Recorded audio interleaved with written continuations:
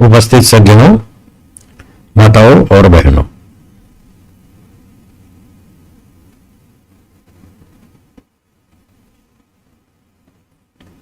योग दर्शन की 5 कक्षाएं हो चुकी हैं। अब ये 6ठी कक्षा है।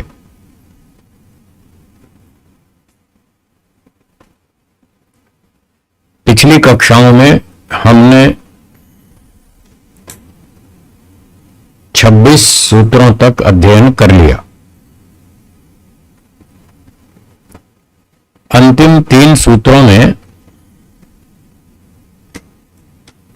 24, 25, 26 इन 3 सूत्रों में ईश्वर के स्वरूप के बारे में महर्षि पतंजलि जी ने बताया था कि ईश्वर कैसा है, कैसे ईश्वर को समर्पण करना है। प्रसंग था 23वें सूत्र में ईश्वर प्रणिधानाद हुआ। ईश्वर समर्पण करने से समाधि और भी अधिक शीघ्र होती है।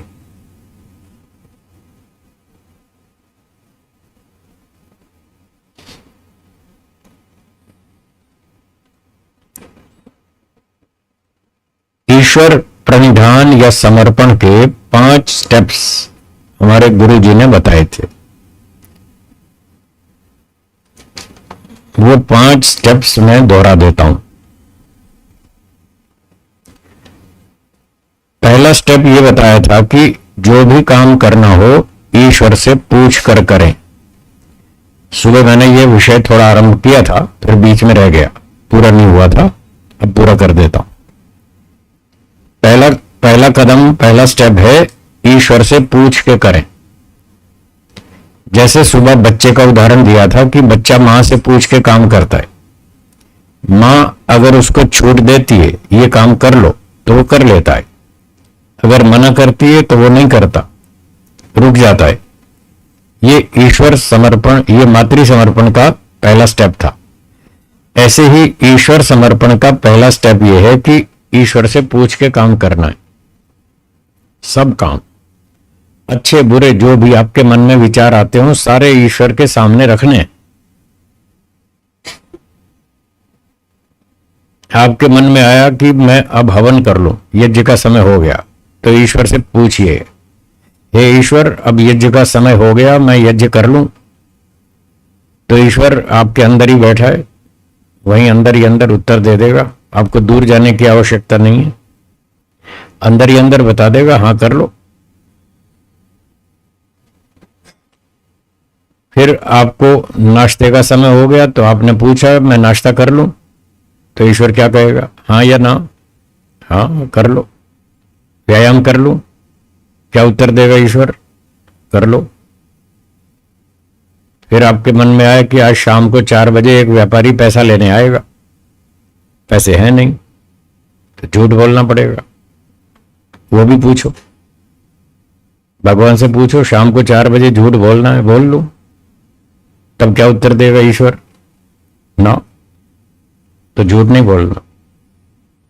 ये पहला स्टेप है, पूछ के काम करो। तो जो भी आपके विचार होंगे, अच्छे विचार होंगे, अच्छी योजनाएं होंगी, अच्छे कर्म होंगे, उन सब में तो ईश्वर हां बोलेगा, कर लो। और जो गलत योजना होगी, गलत क्रिया होगी, तो उसके लिए ना बोलेगा, ये नहीं करना, तो उस काम को नहीं करेंगे। अगर ऐसा करेंगे तो ईश्वर समर्पण ठीक है। ये पहला स्टेप हुआ। दूसरा, जब आप काम करेंगे, परमिशन तो मिल गई, कर लो। फिर उस कार्य को करते समय ईश्वर की उपस्थिति को वहां महसूस करना है।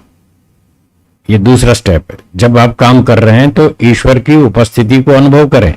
ईश्वर यहां उपस्थित है, हमें देख रहा है, चारों ओर है, ईश्वर सर्वव्यापक है, सब ओर से हमको देख रहा है। ऐसा महसूस करने का प्रयास करें, अनुभव करने की कोशिश करें। ये दूसरा स्टेप। एक उदाहरण साथ में ले लेता हूं, फिर ज्यादा स्पष्ट हो जाएगा।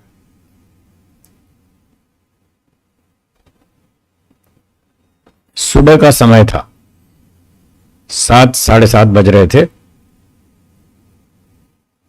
एक व्यक्ति को उसके मित्र ने फोन किया सुबह 7:30 बजे। मैं घर पर अकेला हूं, मेरे घर में कोई है नहीं, सब परिवार के लोग बाहर गए हुए हैं और मेरा स्वास्थ्य ठीक नहीं है, मैं बीमार हूं, मुझे आपकी सहायता चाहिए। कितने बजे फोन किया है? 7:30 बजे। तो 2-4 घंटे के लिए आप मेरे घर आ जाओ और मेरी सहायता करो। तो फिर उसने ईश्वर से पूछा कि मेरा मित्र बीमार है, रोगी है, मुझे बुला रहा है सेवा सहायता के लिए, जाऊं या ना जाऊं? तो ईश्वर क्या उत्तर देगा? जाओ। परमिशन मिल गई तो एक काम पूरा हो गया। ईश्वर ने कह दिया जाओ। उसने अपने मित्र से कहा कि ठीक है, मैं बस अभी नाश्ता करके 8 बजे आपके घर पहुंच जाऊंगा, आधे घंटे में पहुंचता हूं। उसने अपना नाश्ता किया और 8 बजे उसके घर पहुंच गया। फिर जाके पूछा, बताइए क्या सेवा है?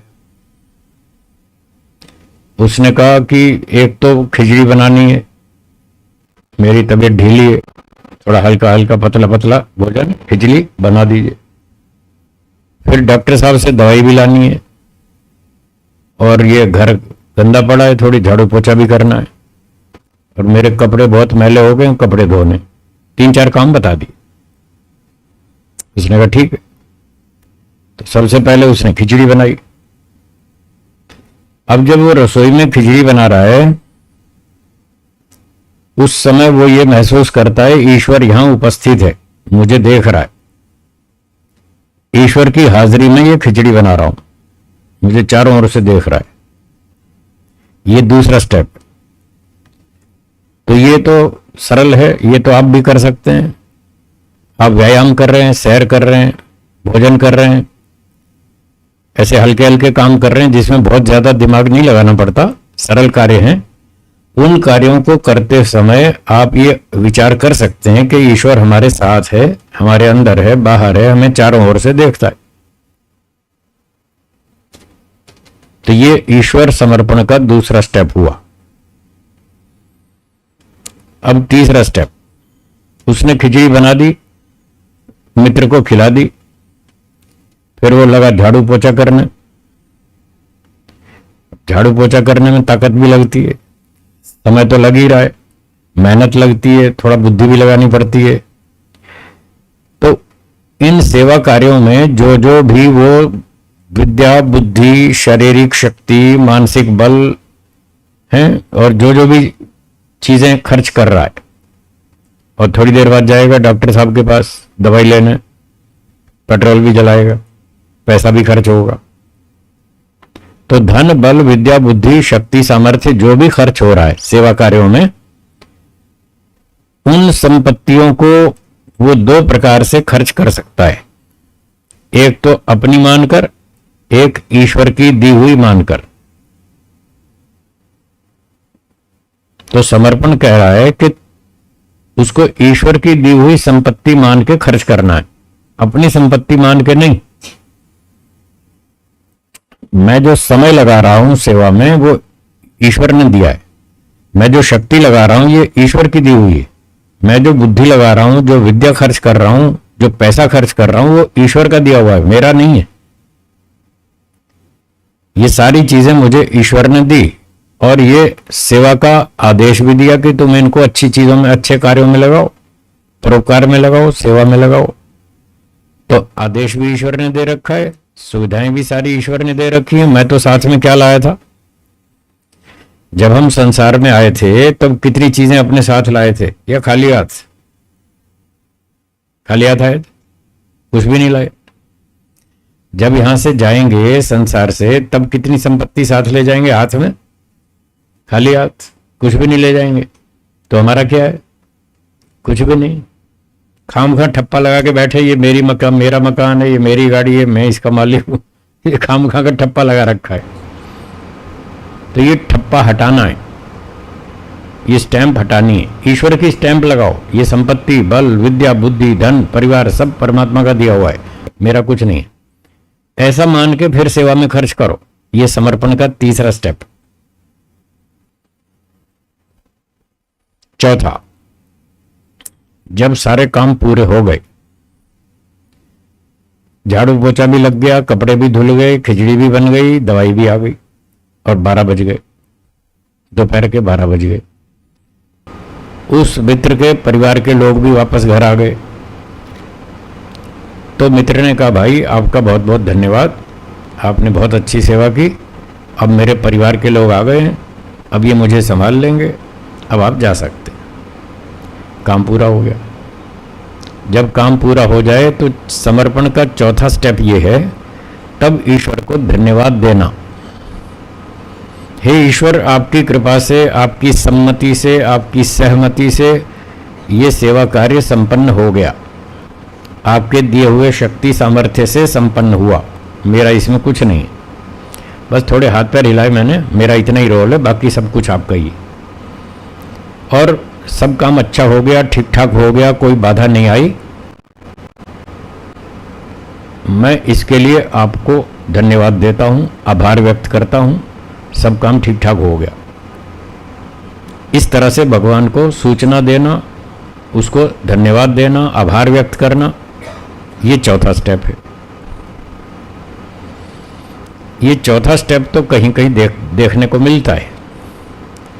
जब बड़े बड़े कार्यक्रम होते हैं, बड़े बड़े वार्षिक उत्सव होते हैं, तब सारा काम जब पूरा हो जाता है तो अंत में प्रधान जी, मंत्री जी सबका धन्यवाद करते हैं ना। और क्या बोलते हैं माइक पे, सबसे पहले मैं परमात्मा का धन्यवाद करता हूँ, बोलते हैं ना। ये वही समर्पण की बात है। सबसे पहले मैं परमात्मा का धन्यवाद करता हूँ, उसकी कृपा से सारा काम ठीक ठाक हो गया, कोई बाधा नहीं आई, कोई अड़चन नहीं आई, कोई कष्ट नहीं हुआ, सब ठीक हो गया। तो वो जो ईश्वर का जो धन्यवाद करते हैं, वो ये ईश्वर समर्पण का ही चौथा स्टेप है। तो उसने धन्यवाद किया 12 बजे जब सारा काम पूरा हो गया। और अब है 5वां स्टेप। मैंने सुबह भी बताया था, पहले भी बताया था कि जीवात्मा कोई भी काम करता है तो कुछ ना कुछ फल की आशा रखता है। बिना फल की इच्छा के तो काम होता ही नहीं, जीवात्मा तो कर ही नहीं सकता, असंभव है। तो अब बारी आई फल की। काम तो कर दिया, 4 घंटे सेवा की, पैसा भी लगाया, बुद्धि लगाई, शक्ति लगाई, समय लगाया, विद्या लगाई, सब कुछ लगाया। अब फल क्या चाहिए? तो 2 फल हो सकते हैं। इस सारी सेवा के 2 फल हो सकते हैं। एक तो ये कि मुझे इसके बदले में धन, सम्मान, प्रतिष्ठा मिलनी चाहिए। ये जिस मित्र की मैंने सेवा की, कम से कम 4 आदमियों में कहे तो सही कि देखो ये मेरा मित्र बहुत अच्छा है, इसने मेरी बहुत बढ़िया सेवा की, पैसा भी खर्च किया, समय भी लगाया, शक्ति भी लगाई, ये मेरा बहुत अच्छा मित्र है और मैं इसको धन्यवाद देता हूँ, आभार मानता हूँ। ऐसे ऐसे कुछ तो मेरी प्रशंसा करे ना। ऐसा व्यक्ति मन में इच्छा रखता है। अगर ऐसी इच्छा रखता है तो ये सकाम कर्म है, फिर भी अच्छा है, कोई बात नहीं। भले वो इच्छा रखता हो मान सम्मान की, यश की, प्रतिष्ठा की, तो भी काम तो अच्छा ही किया। तो जो सांसारिक स्तर के लोग हैं वो सकाम सही, तो भी अच्छा काम तो करें, बुरे से तो बचें, अच्छा काम करें, भले ही सकाम भावना से ही सही।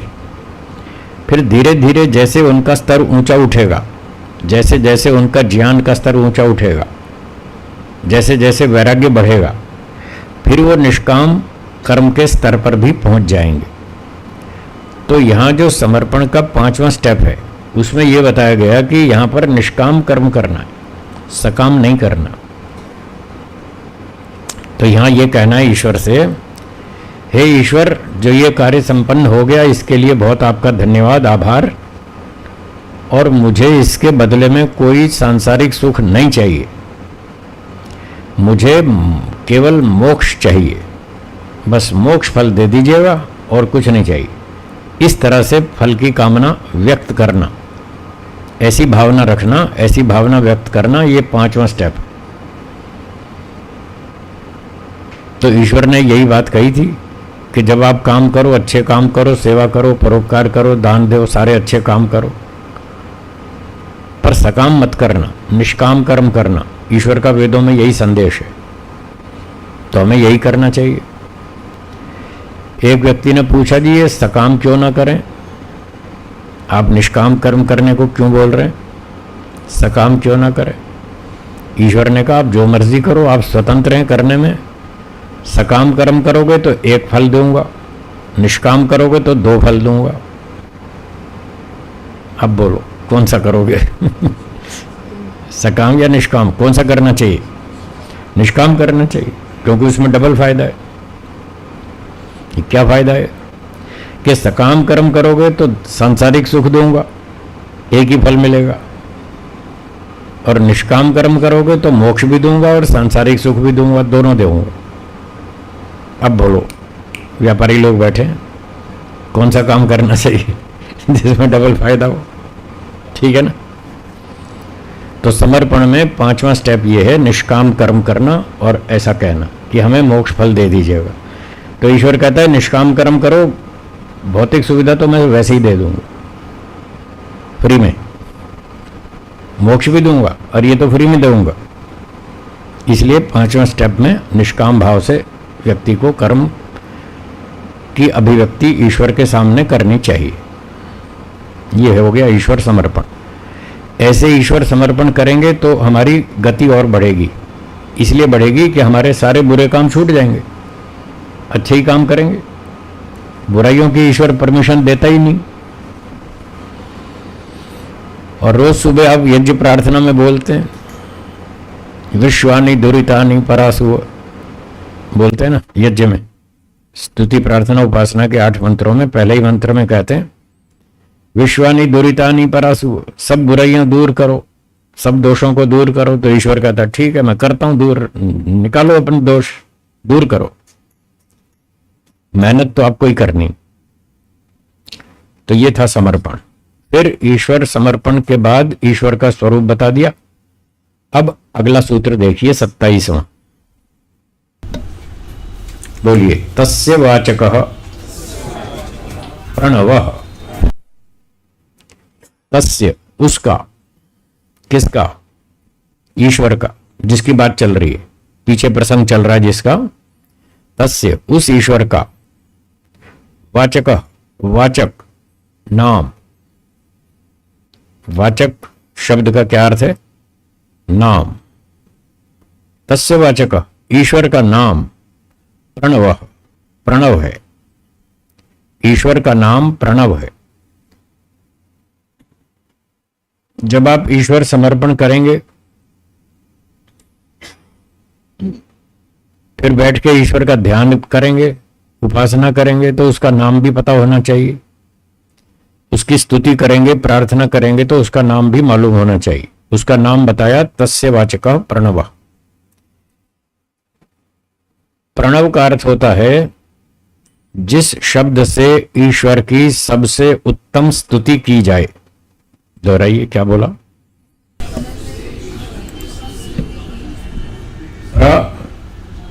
उपसर्ग है, नु धातु है, नु स्तुतौ। उपसर्ग पूर्वक नु स्तुतौ धातु से प्रणव शब्द बनता है। प्रकर्षेण नुयते स्तूयते अनेन इति प्रणव। जिस शब्द से ईश्वर की सबसे उत्तम स्तुति की जाए उसका नाम प्रणव है। अब यूं तो ईश्वर के बहुत सारे नाम हैं, हजारों नाम हैं, और उनमें सबसे उत्तम नाम है ओम। कौन सा? यजुर्वेद में कह रखा है, ओम प्रतिष्ठ। अपने आप को ओम में स्थित करो, ओम का ध्यान करो, ओम नाम से ध्यान करो। ओम क्रतो स्मर, यह भी मंत्र है यजुर्वेद का ही, 40वें अध्याय में है। ओम क्रतो स्मर, हे कर्मशील मनुष्य तू ओम का स्मरण कर। तो ओम सबसे बढ़िया शब्द है, सबसे बढ़िया नाम है ईश्वर का। इस नाम से ईश्वर का ध्यान करना है। तस्य वाचकः प्रणवः, ये ईश्वर का नाम है। वाचक का अर्थ होता है नाम। एक होता है नाम, एक होती है वस्तु। ठीक है।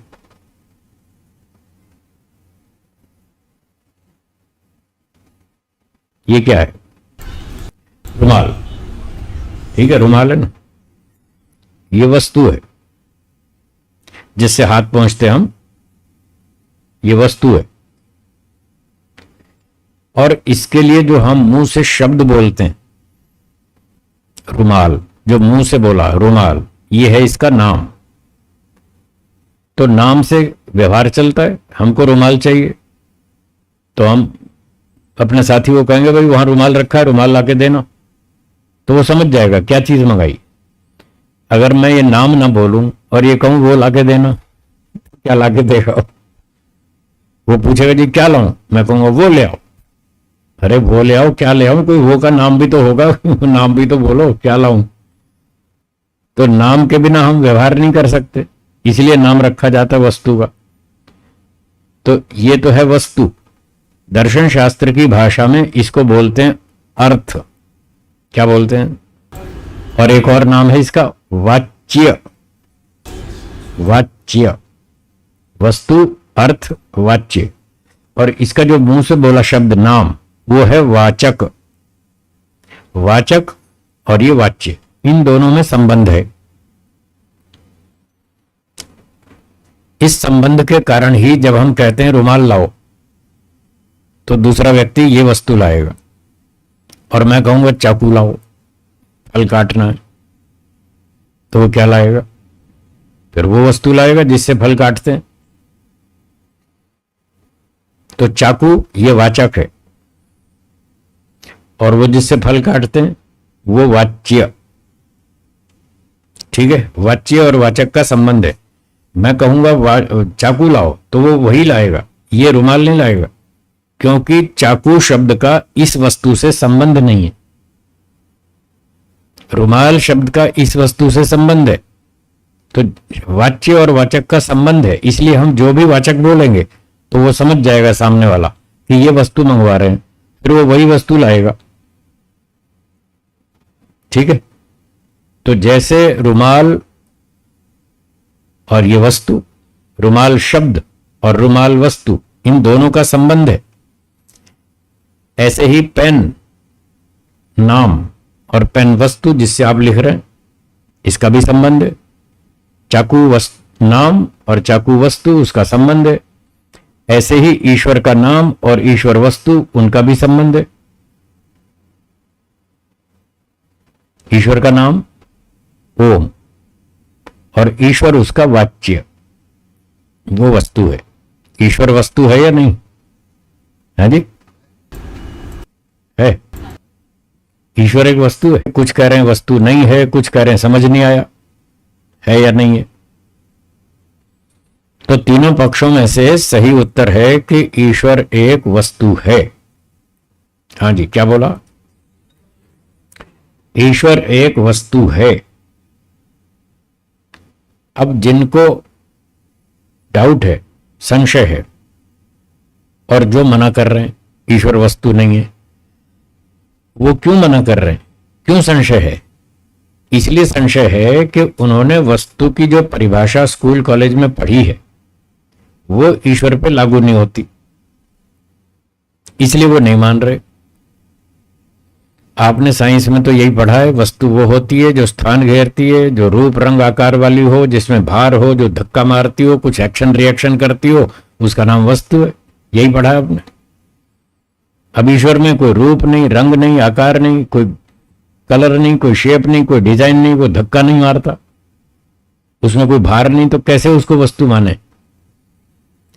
फिर साइंस वाले पढ़ाते हैं कि 4 प्रकार की वस्तुएं हैं, उनकी वैरायटी।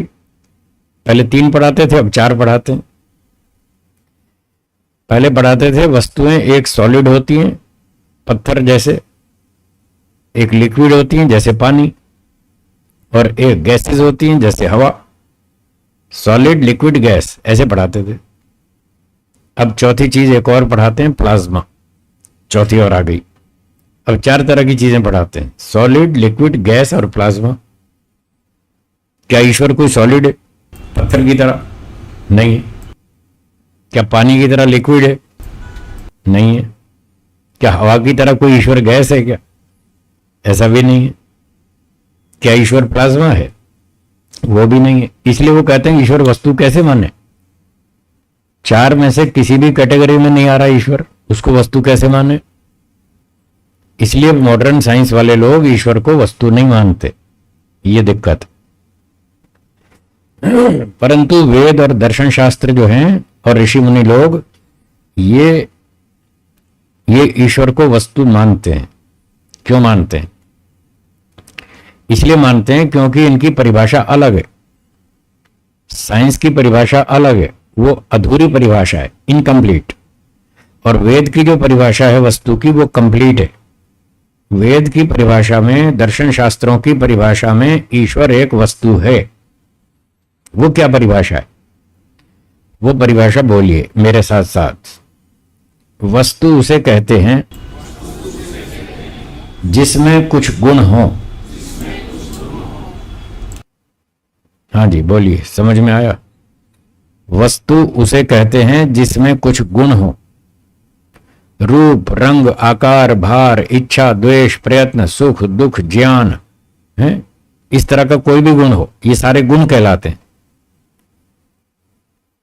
अंग्रेजी भाषा में द्रव्य का नाम है सब्सटेंस।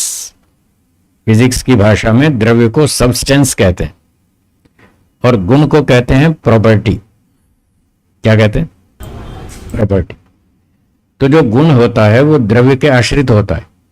गुण अकेला नहीं रहता, द्रव्य के सहारे से रहता है।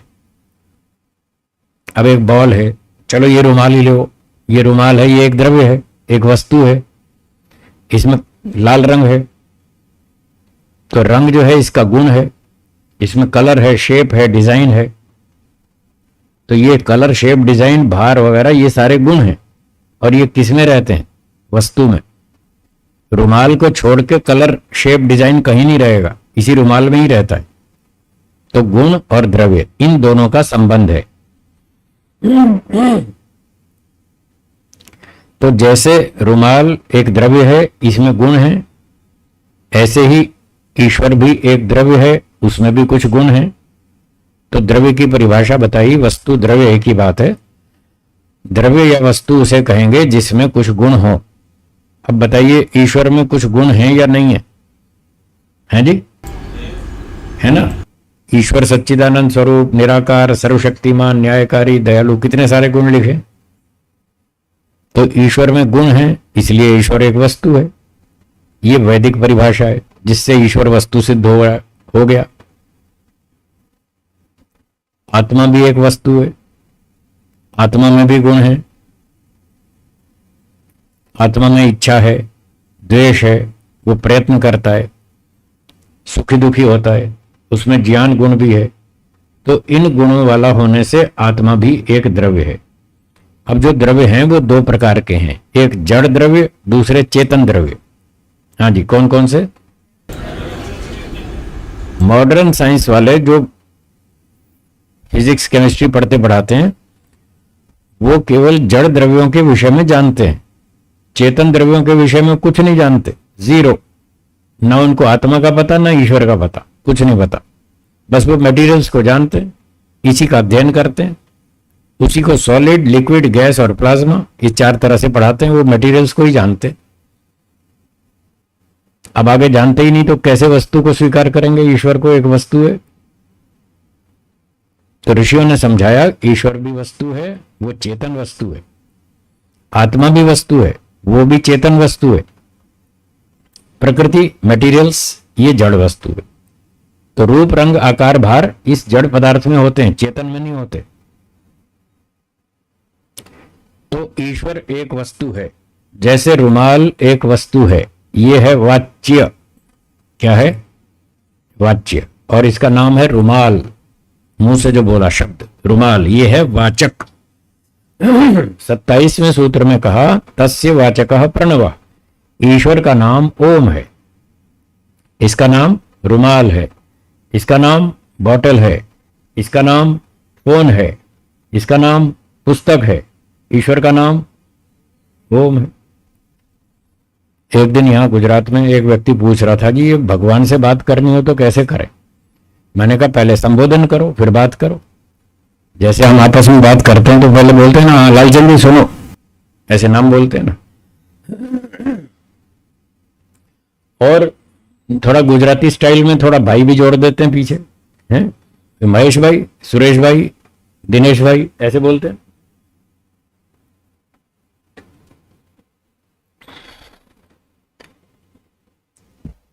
तो मैंने कहा एक व्यक्ति का नाम है महेश भाई, दूसरे का नाम सुरेश भाई, तीसरे का नाम दिनेश भाई, चौथे का नाम संजय भाई और ईश्वर का नाम ओम भाई। ठीक है ना? ईश्वर का क्या नाम? ओम भाई। ईश्वर हमारा भाई नहीं है जी? आप वो श्लोक गाते हैं ना, त्वमेव माता च पिता त्वमेव त्वमेव बंधुश्च सखा त्वमेव त्वमेव विद्या द्रविणं त्वमेव त्वमेव सर्वं मम देव देव। अब यहां तो देखो भाई भी बना लिया, माँ भी बना लिया, बाप भी बना लिया, सब कुछ बना लिया। त्वमेव माता च पिता, उसको हम माता भी मानते हैं, पिता भी मानते हैं, भाई भी मानते हैं, सब कुछ मानते हैं। त्वमेव सर्वम, तुम सब कुछ हो हमारे। तो ईश्वर हमारी माता भी है, पिता भी है, भाई भी है। उसको भाई कहो, कोई दिक्कत नहीं है, उसको भाई बना लो, बहुत फायदा है। हम बहुत सारे रिश्ते बना लेते हैं ना, यहां भी तो हमने बहुत से रिश्ते बना रखे हैं। कोई माता है, कोई पिता है, कोई भाई है, कोई बहन है, कोई मौसी है, कोई बुआ है, कोई चाचा है, कोई चाची है, बहुत से रिश्ते बना रखे हैं। कुछ तो भगवान ने बना रखे हैं, जन्म से ही पैदा होते ही हमारे रिश्ते बन जाते हैं, हाँ या ना। और कुछ हम लोगों से जबरदस्ती बना लेते हैं, जैसे दोस्त बना लेते हैं, मित्र बनाते हैं ना। और कोई कोई धर्म भाई भी बना लेते हैं, किसी को धर्म बहन बना लेते हैं। बनाते हैं कि नहीं? क्यों बनाते हैं? फायदे के लिए, इसीलिए तो बनाते हैं ना, उनसे कुछ लाभ होगा। जब मनुष्यों से हम रिश्ते बना लेते हैं लाभ प्राप्त करने के लिए, तो क्या ईश्वर से कोई लाभ नहीं है ना? तो क्या ईश्वर से रिश्ता नहीं बना सकते? बना लो।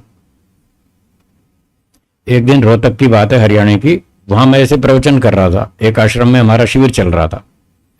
तो वहां मैंने एक थोड़ी सी अजीब सी बात कह दी, उससे लोग थोड़े हिल गए, बौखला गए।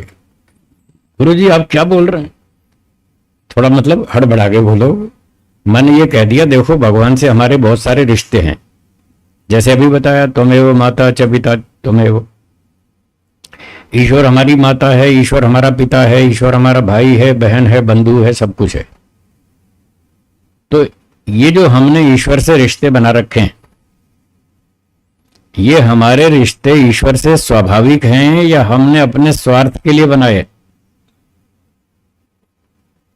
हाँ जी बोलो, क्या विचार है आपका? है स्वाभाविक नहीं है? देखो कंफ्यूज हो गए ना। है चाहिए तो सही। अब माँ से भी तो हमारे हमको चाहिए ना, तभी तो उसको माँ बोलते हैं। हम माँ बोलते हैं, पिताजी बोलते हैं, भाई साहब बोलते हैं, बहन जी बोलते हैं, इसीलिए तो बोलते हैं हमें कुछ चाहिए। रिश्ते तो हैं। सवाल ये नहीं है कि रिश्ता नहीं है, रिश्ता तो है, मनुष्यों के साथ भी है। क्या मनुष्यों के साथ जो हमारे रिश्ते हैं ये अनादिकाल से हैं, स्वाभाविक हैं, या अभी अभी बने पैदा होते ही? ये तो पैदा होते ही बने। पिछले जन्म में ये हमारे भाई नहीं थे, ये माता पिता नहीं थे, कोई और थे। तो ये तो समझ में आ रहा है कि जो माता पिता भाई बहन हैं, जो शरीरधारी लोग हैं, इनसे जो रिश्ता है ये अनादिकाल से नहीं है, ये तो अभी थोड़े दिन का ही है। जब से हमारा जन्म हुआ तब से इनसे रिश्ता है। लेकिन ईश्वर से तो हमारा अनादिकाल से रिश्ता है, हाँ या ना? अब इस पर एक और अगला प्रश्न है, अनादिकाल से तो है, उसके बावजूद भी, उसके अलावा भी, क्या वो स्वाभाविक है या हमने बना रखा है जी? स्वाभाविक है। जो स्वाभाविक मानते हैं वो हाथ ऊंचा करेंगे, अब पता चलेगा। अच्छा, और जो ये मानते हैं कि हमने अपने लाभ के लिए बना लिया है, हमने अपने फायदे के लिए भगवान को बाप बना लिया है, उसको माँ बना लिया, उसको दोस्त बना लिया, उसको भाई बना लिया, अपना हमको अपना स्वार्थ सिद्धि करनी है इसलिए हमने उसको भाई रिश्ता बना लिया है। जो ऐसा मानते हैं वो हाथ ऊंचा करेंगे। अब कोई भी नहीं।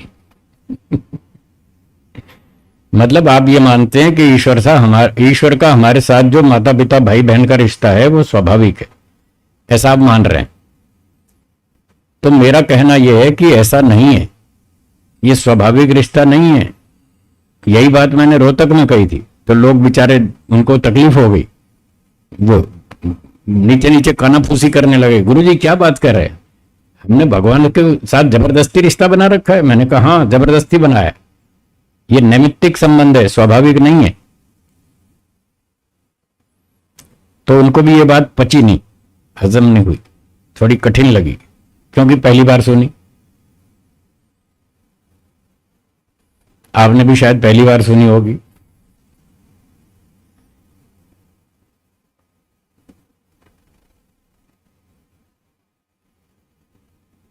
तो सच ये है कि हमने ईश्वर से जो रिश्ते बना रखे हैं वो अपने स्वार्थ सिद्धि के लिए बनाए हैं। ये स्वाभाविक रिश्ता नहीं है, नैमित्तिक है। जैसे मैंने बताया था, आप हलवाई की दुकान पर क्यों जा रहे हैं? मिठाई लेने के लिए, आपको मिठाई चाहिए, इस कारण से जा रहे हैं। अगर आपको मिठाई नहीं चाहिए तो आप हलवाई की दुकान पर जाएंगे? नहीं जाएंगे। कपड़ा चाहिए तो कपड़े की दुकान पर जाएंगे, नहीं चाहिए तो नहीं जाएंगे। ऐसे ही आपको ईश्वर से लाभ लेना है, इसलिए आप ईश्वर के पास जा रहे हैं, कारण से जा रहे हैं। अगर आपको ईश्वर से लाभ न लेना होता तो आप ईश्वर के पास नहीं जाते, आपका कोई स्वाभाविक रिश्ता थोड़ी था। स्वाभाविक रिश्ता किस में होता है? जैसे आटे और रोटी में, आटे और रोटी में जो संबंध है इसको बोलते हैं कारण कार्य संबंध। रोटी किससे बनती है? क्या आटे के बिना रोटी बन सकती है? नहीं बन सकती। तो रोटी आटे के अधीन है, रोटी का अस्तित्व आटे के अधीन है। जहां दो चीजों में यह रिश्ता हो कि एक वस्तु दूसरे के अधीन हो, इंडिपेंडेंट नहीं है, वहां तो स्वाभाविक संबंध मान लेंगे, क्योंकि उसके बिना हो ही नहीं सकता। आटे के बिना रोटी बन ही नहीं सकती, इसलिए आटे और रोटी में तो स्वाभाविक संबंध मान लेंगे। परंतु क्या ईश्वर के बिना जीवात्मा का अस्तित्व हो सकता है या नहीं हो सकता? आत्मा का अस्तित्व सत्ता है, हो सकता है तो स्वाभाविक कहां हुआ? यही तो कह रहा हूं। ये पॉइंट पकड़ने का है। अगर हमारा अस्तित्व ईश्वर के बिना न हो सकता हो, हम ईश्वर में से पैदा हुए, तब तो हमारा स्वाभाविक संबंध होगा। जैसे रोटी आटे में से पैदा हुई, अगर हम ईश्वर में से पैदा हुए होते तो ठीक है, हमारा स्वाभाविक संबंध हो जाता, उसके बिना हम हो ही नहीं सकते थे। पर ऐसा तो है नहीं, आत्मा तो अनादि है, ईश्वर भी अनादि है, आत्मा भी अनादि है, प्रकृति भी, तीनों अनादि हैं। तो तीनों स्वतंत्र हैं, कोई किसी के अधीन नहीं है, तीनों का अस्तित्व अलग अलग है, स्वतंत्र अस्तित्व है, सबकी सत्ता अपनी अलग अलग है। इसलिए इन तीनों में जो संबंध है वो स्वाभाविक नहीं है। और मैंने आपसे कहा ही था, मैं कोई बात ऐसे बोलता नहीं अपने घर से, प्रमाण से बोलता हूं, तर्क से बोलता हूं, ऋषियों की बातें कहता हूं। अगर आपको इसका प्रमाण देखना हो कि इन तीन पदार्थों में कोई स्वाभाविक संबंध नहीं है, अगर इस बात का प्रमाण देखना हो तो सांख्य दर्शन 5वां अध्याय सूत्र 98 के आसपास, 98 के आसपास सूत्र मिलेगा आपको।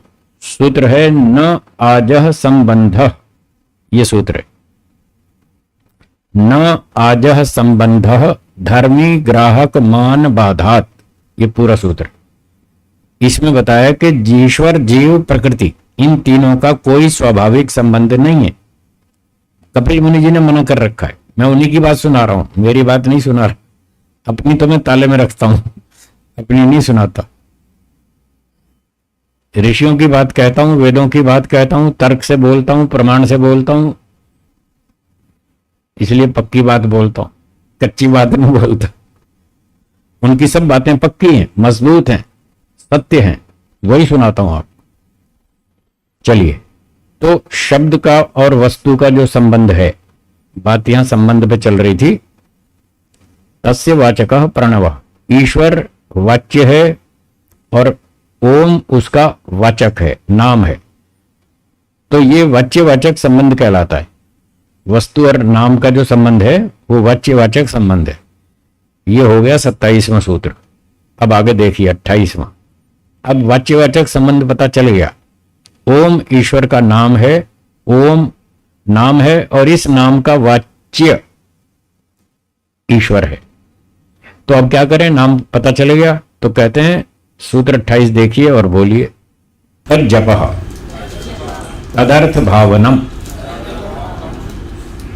तस्य जपः तज्जपः, उसका जप करें, उस प्रणव का जप करें, उस ओम नाम का जप करें। जप का मतलब बार बार रिपीट करना, किसी शब्द को, वाक्य को, मंत्र को बार बार दोहराना, इसको जप कहते हैं। तो ओम का जप करें, तज्जपः तदर्थ भावनम, उसके अर्थ की भावना सहित करें। जब ओम का जप करेंगे, बार बार ओम बोलेंगे, तो उसका अर्थ की भावना भी मन में होनी चाहिए। अर्थ का मतलब बताया था वस्तु, अभी बताया ना, अर्थ वाच्य। ईश्वर अर्थ है, वो वाच्य है, वो वस्तु है। तो जो वस्तु के गुण हैं, वो गुण हमारे अंदर मन में होने चाहिए। केवल खाली शब्दों का रट्टा नहीं लगाना, जो उसका गुण है वो भी हमारे अंदर होना चाहिए। उस गुण से सहित हम ईश्वर को स्वीकार करें। यह है तदर्थ भावना।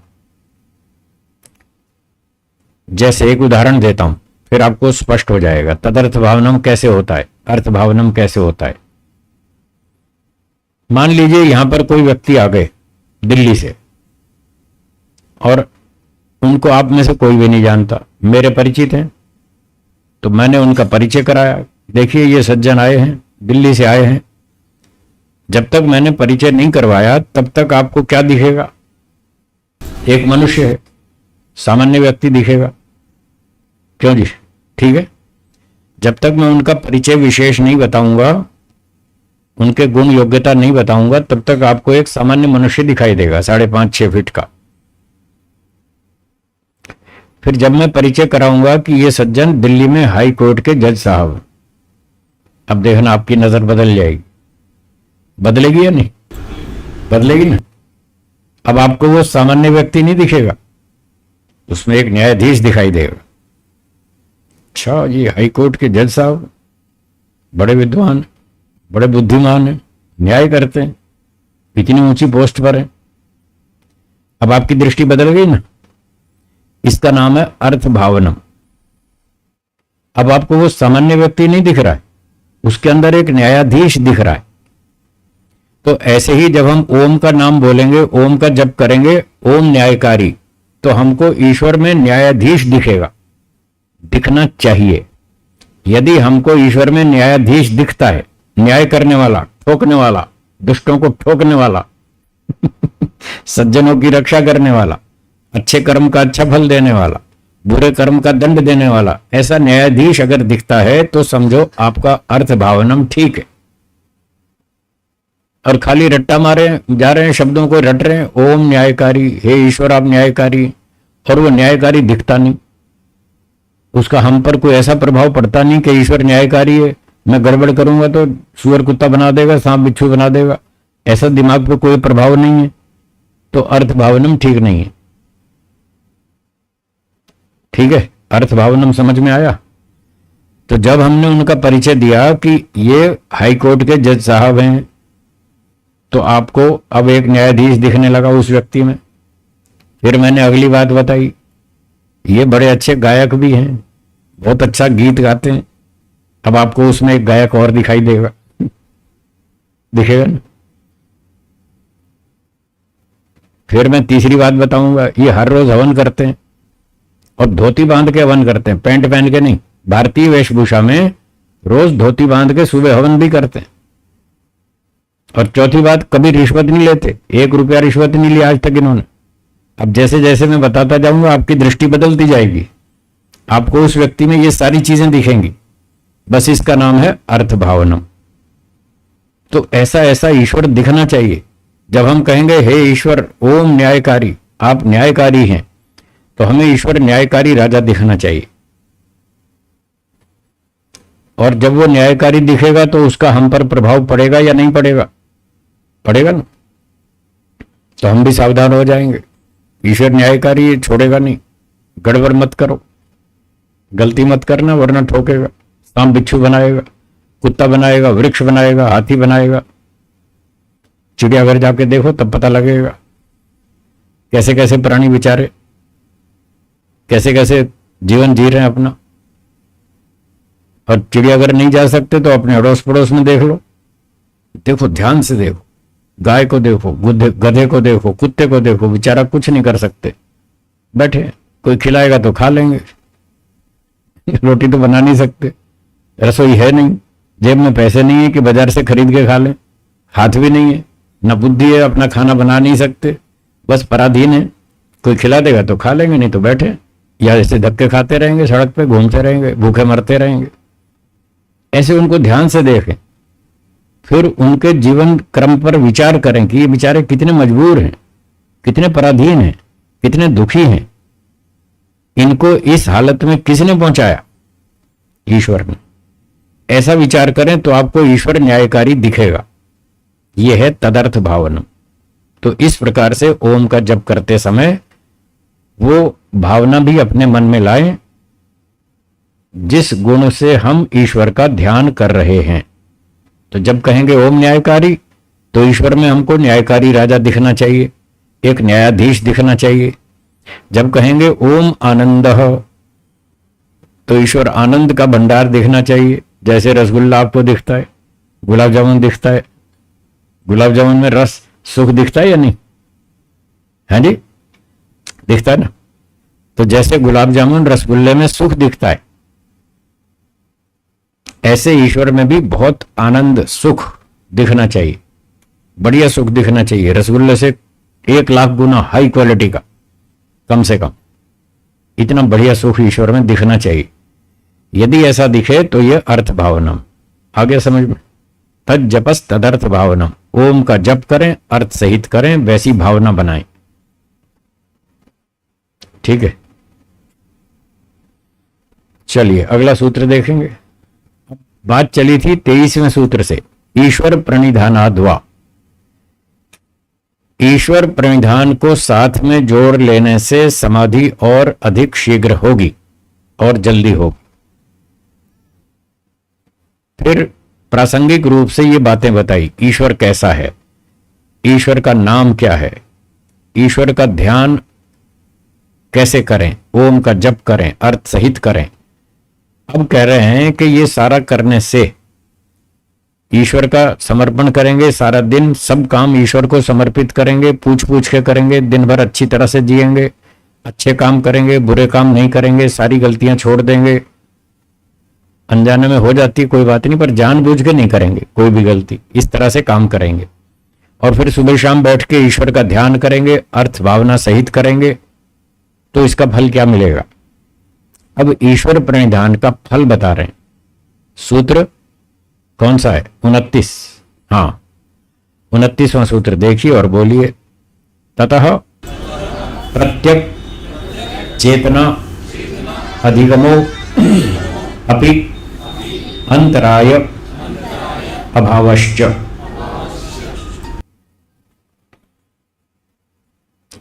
ततः उससे। हाँ जी, फोन किसका बज रहा है?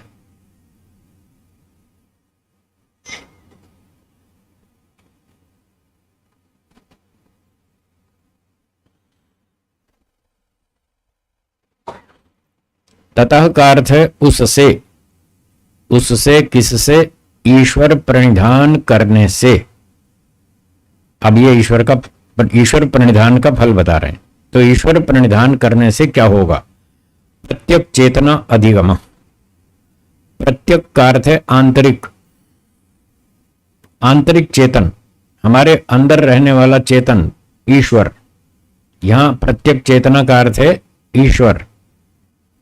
अधिगम, उसका अर्थ है प्राप्ति, ईश्वर की प्राप्ति होती है। प्राप्ति का मतलब अनुभूति होती है। प्राप्त तो वैसे ही है सभी को, सबके अंदर तो बैठा ही है, फिर भी प्राप्ति कहा जाता है। ईश्वर प्राप्ति करनी है, ईश्वर प्राप्ति हमारा लक्ष्य है, तो यहां प्राप्ति का अर्थ होता है अनुभूति। ईश्वर और हम दोनों एक साथ रहते हैं, एक ही जगह पे। कितने आश्चर्य की बात, हम और ईश्वर दोनों पास पास रहते हैं, एक ही स्थान में रहते हैं, एक माइक्रो मिलीमीटर भी दूरी नहीं है, माइक्रो मिलीमीटर भी दूरी नहीं है हम में और ईश्वर में, एक ही जगह पे रहते हैं दोनों, और फिर भी ईश्वर को नहीं जानते, ईश्वर की अनुभूति नहीं कर पा रहे। बस यही गड़बड़ है। तो कह रहे हैं इस समर्पण करने से, अभ्यास वैराग्य से, सारा पीछे जो कार्यक्रम बताया था उस सारे कार्यक्रम से क्या होगा, प्रत्येक चेतना अधिगम हो, ईश्वर की अनुभूति शुरू हो जाएगी, यानी समाधि शुरू हो जाएगी। ईश्वर की अनुभूति होती है तो समाधि होती है ना, वही समाधि है। तो ईश्वर की अनुभूति होगी और अपि जीवात्मा की भी हो जाएगी, दोनों की अनुभूति हो जाएगी, ईश्वर की भी अनुभूति हो जाएगी, जीवात्मा की भी अनुभूति हो जाएगी। और वो जो स्थिति होगी प्रणिधान वाली, समाधि वाली, उसमें ईश्वर और जीव की कुछ कुछ सिमिलरिटी भी पता चल जाएगी, कुछ कुछ समानता भी पता चल जाएगी। और एक लाभ अंत में बताया, अंतराय अभावश्च। अंतराय कहते हैं योगाभ्यास के शत्रु। क्या बताया? योगाभ्यास के शत्रु, बाधक, विरोधी, उन सब का अभाव हो जाएगा। अंतराय अभावश्च, इन अंतरायों का विनाश हो जाएगा, शत्रुओं का। वो शत्रु अगले सूत्र में, वो आगे पढ़ेंगे। तो ईश्वर प्रणिधान करने से आत्मा परमात्मा की अनुभूति होगी। क्या अनुभूति होगी? ये अनुभूति होगी कि ईश्वर चेतन है, मैं भी चेतन हूं, ये दोनों की अनुभूति हो जाएगी। ईश्वर सर्वव्यापक है, मैं छोटा सा हूं, ईश्वर एक है, मैं भी, वैसे तो मैं एक हूं, बाकी और आत्माएं बहुत सारी हैं, तो आत्माएं बहुत सारी हैं, उनमें से मैं भी एक आत्मा हूं। और ईश्वर दुख रहित है, ईश्वर कभी दुखी नहीं होता। तो उस अवस्था में जब आत्मा ईश्वर की अनुभूति करेगा, ईश्वर प्रणिधान के फल के रूप में, उसको यह पता चलेगा कि मैं भी अब ईश्वर के साथ रहने से, ईश्वर की कृपा से, उसकी सहायता से मैं भी सारे दुखों से छूट गया हूं। जैसे ईश्वर दुखों से रहित है, मैं भी दुखों से छूट गया हूं। ये थोड़ी थोड़ी सिमिलरिटी भी आ जाएगी उस समय। फिर ईश्वर आनंद स्वरूप है और ईश्वर के संपर्क से मुझे भी आनंद मिल रहा है। ईश्वर को कोई कष्ट बाधा नहीं है, कोई तकलीफ नहीं है, और इस समय तो मैं भी सब कष्टों से बच गया हूं, छूट गया हूं, दूर हो गया हूं, मैं भी अब ईश्वर जैसा हो गया हूं। अब जब ये व्यक्ति को महसूस होता है मैं भी ईश्वर जैसा हो गया हूं, तो वहां लापरवाही करने से लोगों को ये भ्रांति हो जाती है, वो ये मान लेते हैं मैं ईश्वर बन गया हूं। इसलिए कई संप्रदाय वाले क्या कहते हैं, आत्मा ही परमात्मा बन जाता। ये भ्रांति है, परमात्मा कभी नहीं बनता। आत्मा हमेशा आत्मा ही रहेगा, चाहे वो मुक्ति में चला जाए, चाहे पाताल में चला जाए, कहीं भी चला जाए, वो आत्मा आत्मा ही रहेगा, उसको चेंज नहीं कर सकते। आप इलेक्ट्रॉन को प्रोटॉन बना सकते हैं, अग्नि को ठंडा कर सकते हैं, तो फिर जब इलेक्ट्रॉन को प्रोटॉन नहीं बना सकते तो आत्मा को परमात्मा कैसे बना देंगे? जो वस्तु नित्य है, जो उसका स्वभाव है, वो कभी नहीं बदलता। तो आत्मा तो स्वभाव से अल्पज्ञ, एकदेशी, अल्पशक्तिमान, वो सर्वज्ञ परमात्मा कैसे बन जाएगा? नहीं बनेगा। हाँ, उस जैसा हो जाएगा, थोड़ी देर के लिए ईश्वर जैसा हो जाएगा, कुछ कुछ समानता आ जाएगी। ये समानता आएगी, जैसे ईश्वर दुख से रहित है वो भी दुख से छूट जाएगा। ईश्वर में आनंद है, वो भी आनंदित हो जाएगा, ईश्वर के संपर्क से उसको भी आनंद मिलने लग जाएगा। जैसे आप धूप में हो, कहीं गर्मी लगती हो और आप एसी रूम में घुस गए तो उसकी ठंडक मिलेगी ना। तो जब एसी रूम में घुसेंगे तो उसकी ठंडक मिलेगी, ईश्वर में घुसेंगे तो ईश्वर का आनंद मिलेगा। ठीक है, तो ईश्वर के संपर्क से उसका आनंद मिलेगा और ये हमें उस समय ऐसी अनुभूति होगी। तो ये हुआ 29वां सूत्र। ठीक है, 30वां सूत्र देखिए। अब इसमें अंतराय बताए जाएंगे, योग के अंतराय, योग के बाधक, शत्रु जिनका नाश हो जाएगा ईश्वर प्रणिधान करने से, इन शत्रुओं का नाश होगा। वो बाधक 30वें सूत्र में है। बोलिए, व्याधि, स्त्यान, संशय, आलस्य, प्रमाद, या प्रमाद पहले, हाँ, प्रमाद, आलस्य, अविरति, भ्रांति दर्शन, अलब्ध भूमिकत्व, अनवस्थितत्वानि, चित्त विक्षेपाः, ते अंतरायाः। ये अंतराय 9 बाधक बताए इस सूत्र में। व्याधि, स्त्यान, संशय, प्रमाद, आलस्य, अविरति, भ्रांति दर्शन, अलब्ध भूमिकत्व, अनवस्थितत्वानि, चित्त विक्षेपाः, ते अंतरायाः। ठीक है, तो पहला बाधक है व्याधि। व्याधि का अर्थ है शारीरिक रोग। शारीरिक रोग, सर्दी, जुकाम, बुखार, खांसी, इस तरह के जो रोग आते हैं शरीर में, वात पित्त कफ की न्यूनाधिकता से, असंतुलन से शरीर में रोग पैदा होते हैं। तो ईश्वर प्रणिधान करने से शरीर में रोग नहीं होंगे। आप कहेंगे कैसे नहीं होंगे? ईश्वर प्रणिधान में सारे काम ईश्वर से पूछ पूछ के करने पड़ेंगे, ईश्वर के संविधान के अनुकूल करने पड़ेंगे। ईश्वर कहेगा रात को जल्दी सो, तो आपको जल्दी सोना पड़ेगा। ईश्वर कहेगा सुबह जल्दी उठो, 4-5 बजे उठो, रात को 10 बजे सो जाओ, तो 10 बजे सोना पड़ेगा। सुबह 4-5 बजे उठो, 4-5 बजे उठना पड़ेगा। फिर कहेगा चलो व्यायाम करो, तो व्यायाम करना पड़ेगा। फिर कहेगा ईश्वर स्नान करो, तो आपको स्नान करना पड़ेगा। फिर ईश्वर कहेगा ध्यान करो, फिर आपको ध्यान करना पड़ेगा। बताओ बीमारी कहाँ से आएगी? जल्दी सोएंगे, सुबह जल्दी उठेंगे, व्यायाम करेंगे, ध्यान करेंगे, हवन करेंगे, स्नान करेंगे, तो बीमारी कहाँ से आएगी? सब कुछ ठीक ठाक रहेगा। इस तरह से व्याधि का नाश हो जाएगा। ईश्वर प्रणिधान करने से ऐसे नाश होगा। ठीक है, स्पष्ट हो गया? तो पहला बाधक है व्याधि, शारीरिक रोग नहीं आएंगे, व्यक्ति स्वस्थ रहेगा। दूसरा है स्त्यान। स्त्यान का अर्थ होता है उत्तम कर्मों से जी चुराना,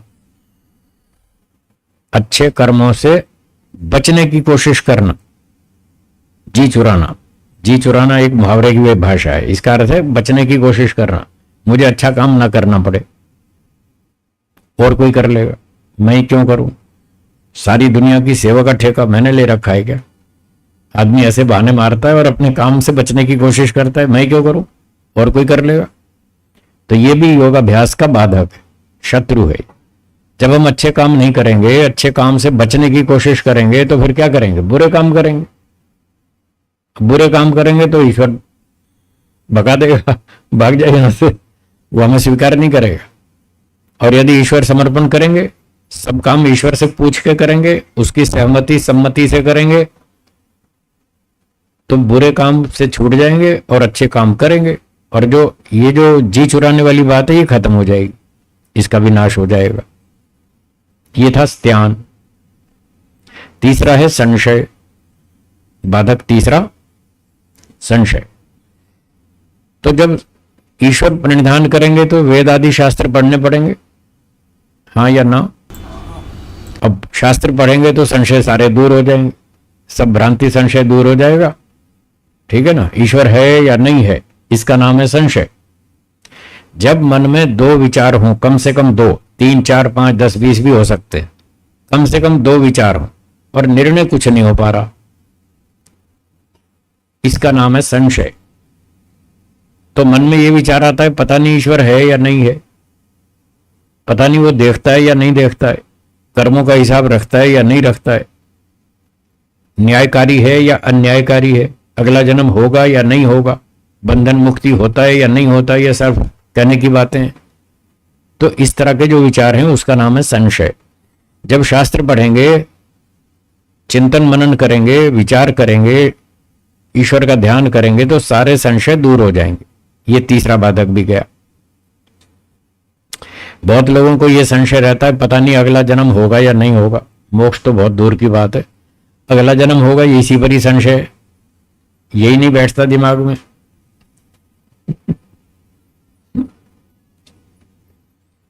हाँ जी, आपको बैठता है दिमाग में अगला जन्म होगा? है, बैठता है? या शाब्दिक है? दिमाग में किस किस को बैठता है अगला जन्म होगा? अगर दिमाग में बैठ गया फिर तो आप सुधर जाएंगे। फिर तो सुधर जाएंगे। पर अगर दिमाग में नहीं बैठता है, खाली शाब्दिक है, तो फिर नहीं सुधरेंगे। आज बहुत सारे लोग ऐसे हैं जिनके दिमाग में यह बात नहीं बैठती कि अगला जन्म होगा, संशय है। मैं कॉलेजों में जाता हूं, यूनिवर्सिटीज में जाता हूं, वहां 400-400 विद्यार्थी बैठे मेरे सामने, और मैं पूछता हूं, हाँ भाई बताओ, आप लोग अगला जन्म होगा, क्या इस बात को मानते हैं? तो जो नहीं मानते वो हाथ ऊंचा करेंगे। तो वहां पर वो आधे तो हाथ ऊंचा करते हैं, 200 विद्यार्थी हाथ ऊंचा करते हैं, 50%। हम नहीं मानते। फिर मैं पूछता हूं, जिनको डाउट है वो हाथ ऊंचा करेंगे, तो 40% हाथ ऊंचा करते हैं। अब कितने बचे? 10% मानते हैं कि हाँ हम मानते हैं अगला जन्म होता, वो भी शाब्दिक मानते हैं, समझ में तो उनके भी नहीं आया। शाब्दिक रूप से मानते हैं क्योंकि बचपन से सुनते आ रहे हैं, माता पिता से, घर परिवार से, इधर से उधर से सुनते आ रहे हैं कि हाँ भाई अगला जन्म भी होता है, कर्मों का फल मिलता है, ऐसे सुनी सुनाई बात। बाकी तो आधे तो बना ही करते हैं, और 40% को डाउट है। तो यदि ये समझ में आ गया कि ईश्वर है, वो न्यायकारी है, अगला जन्म भी होगा, हमारे अच्छे कर्मों का, बुरे कर्मों का सबका फल मिलेगा, अगर ये दिमाग में उतर गई बात, तो व्यक्ति सुधर जाएगा, फिर वो बुरे काम नहीं करेगा। क्योंकि उसको फिर यहां दिखने लगेगा कि अगर मैंने बुरे काम किए तो भगवान भेड़िया बनाएगा, शेर बनाएगा, चीता बनाएगा, कुत्ता बनाएगा, बकरी बनाएगा, सांप बनाएगा, बिच्छू बनाएगा, क्या क्या बनाएगा। और बरगद का पेड़ बना दिया तो 200-500 साल की सजा। खड़े रहो एक ही जगह पर, चलना फिरना भी बंद। तो जिसको ये समझ में आ जाएगा वो फिर ठीक काम करेगा, बुरे काम नहीं करेगा। तो आपके मन में थोड़ा बहुत संशय हो अगर, तो उसको दूर कर लें। संक्षेप से बता देता हूं कि हम अपने दिमाग में इस बात को कैसे बिठाएं कि अगला जन्म होगा। खुद भी समझ लें, अपने बच्चों को समझाएं, मित्रों को समझाएं, पड़ोसियों को समझाएं, दूसरों को भी समझाएं कि अगला जन्म होगा। चलिए कैसे समझाएंगे? छोटे छोटे 2-3 प्रश्न पूछता हूं, बहुत सिंपल है, आप उत्तर दे सकते हैं। पहला प्रश्न, आपको जो मनुष्य का शरीर मिला, ये मनुष्य का शरीर मुफ्त में मिला है या कोई कर्मों का फल है? कर्मों का फल है, ठीक है, बिल्कुल सही उत्तर है। दूसरा प्रश्न, कर्म पहले किया जाए, फल बाद में दिया जाए, यह नियम ठीक है या फल पहले दिया जाए, कर्म बाद में किया जाए? कौन सा नियम ठीक है? धवल जी, कौन सा नियम ठीक है? कर्म पहले, फल बाद में। हाँ सही है, आपका दूसरा उत्तर भी ठीक है। कर्म पहले करेंगे, फल बाद में मिलेगा, ये न्याय की बात है। तो 2 बात स्पष्ट हो गई, ये शरीर आपको मुफ्त में नहीं मिला, ये कर्मों का फल है। कर्म पहले करेंगे, फल बाद में मिलेगा। पहले विद्यार्थी परीक्षा देता है, बाद में नंबर मिलते हैं। या कभी ऐसा भी होता है पहले नंबर दे दें, परीक्षा बाद में देना, पहले नंबर ले जाओ, 85%, 80%, कोई नहीं देता। कोई स्कूल वाले लोग आज तक एक बार भी एडवांस में नंबर नहीं दिए किसी भी विद्यार्थी को कि परीक्षा बाद में दे देना, पहले नंबर ले जाओ, कोई भी नहीं देता। न्याय यही कहता है, पहले परीक्षा दो, बाद में नंबर मिलेंगे। तो पहले कर्म, बाद में फल, 2 बात स्पष्ट हो गई। अब तीसरा और आखिरी सवाल, यदि ये शरीर कर्मों का फल है, यदि आप मानते हैं कर्म पहले करेंगे, फल बाद में मिलेगा, तो पैदा होते ही आपको फल मिल गया, शरीर तो मिल ही गया ना पैदा होते ही।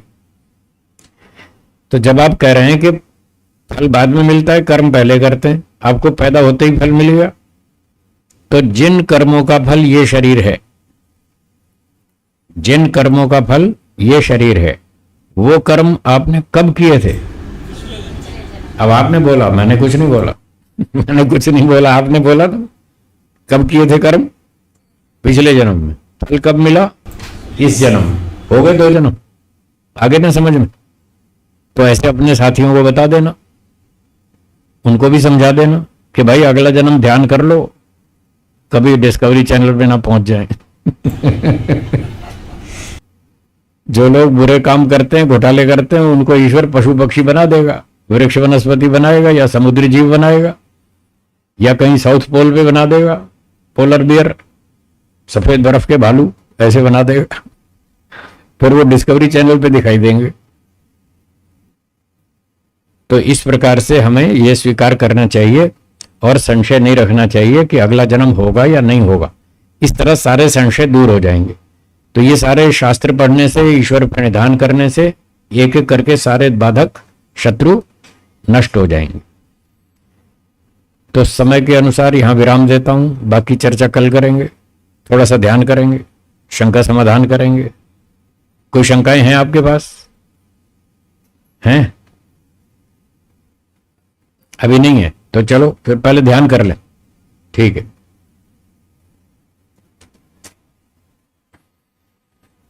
थोड़ा कमर सीधी, गर्दन सीधी, आंखें बंद।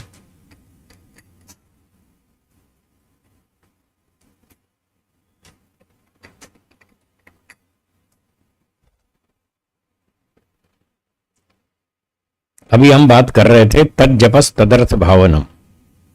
ओम का जप करना चाहिए, अर्थ की भावना सहित करना चाहिए। अब हम उसका प्रैक्टिकल करेंगे। मन में संकल्प कीजिए, इस समय हम सांसारिक विचार मन में नहीं लाएंगे, केवल ईश्वर का ही विचार मन में लाएंगे। सांसारिक विचारों को रोकने के लिए मन में सोचिए, चारों तरफ खूब गहरा अंधेरा है। बार बार सोचिए, चारों तरफ खूब गहरा अंधेरा है। शून्य आकाश है।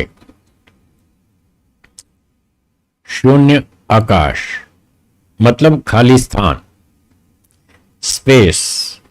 अंधेरा और खाली स्थान, ये 2 चीजें अपने मन में देखिए।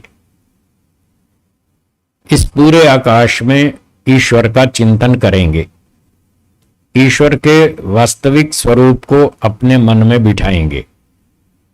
6 वाक्य मेरे पीछे पीछे दोहराइए। हे ईश्वर, आप एक हैं। आप सर्वव्यापक हैं। आप निराकार हैं। हे भगवान, आप चेतन अर्थात सर्वज्ञ हैं। आप न्यायकारी हैं और आनंद स्वरूप हैं। इस प्रकार से हमने ध्यान की तैयारी कर ली।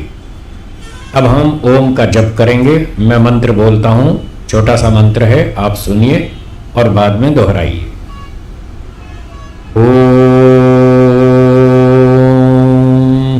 न्यायकारी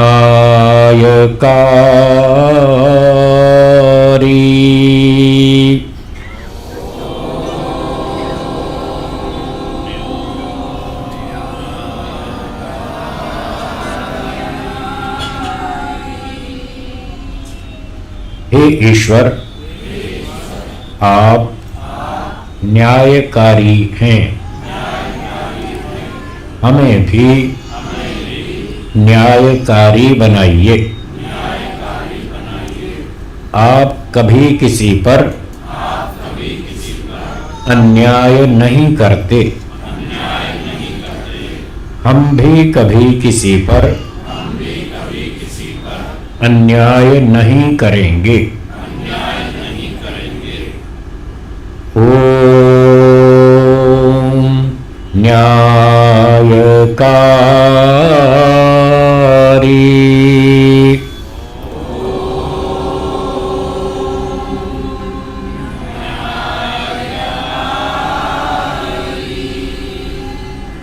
हे ईश्वर, आप न्यायकारी हैं। हमें भी न्यायकारी बनाइए। आप कभी किसी पर अन्याय नहीं करते। हम भी कभी किसी पर अन्याय नहीं करेंगे। तो जैसा आप कह रहे हैं, दिन में ऐसा ही करना है। कोई भी काम करने से पहले 4 बार सोचिए, कहीं हम दूसरों के साथ अन्याय तो नहीं कर रहे, किसी का शोषण तो नहीं कर रहे, किसी का अधिकार तो नहीं छीन रहे, किसी को कठोर भाषा तो नहीं बोल रहे। ऐसे 2-4 बार सोचिए। जब पता चले कि हम गलत कर रहे हैं, अन्याय कर रहे हैं, शोषण कर रहे हैं, दूसरे का अधिकार छीन रहे हैं, उस काम को तत्काल बंद कर दें। तब आपकी प्रार्थना सार्थक हो जाएगी कि हम अन्याय नहीं करेंगे। और जब हम अन्याय नहीं करेंगे तो फिर ईश्वर हमको सुख देगा। यदि अन्याय करेंगे तो वो दंड देगा। इस तरह का दंडाधिकारी न्यायाधीश ईश्वर है, ऐसा अपने अंदर महसूस करने का प्रयत्न करें। जब हम ये बोल रहे हैं ओम न्यायकारी, तो हमें ईश्वर एक न्यायकारी राजा के रूप में दिखाई देना चाहिए।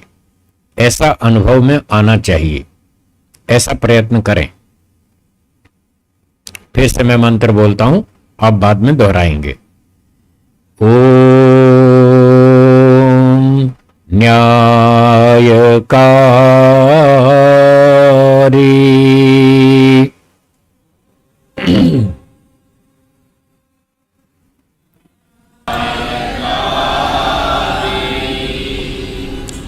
हे ईश्वर, आप न्यायकारी हैं।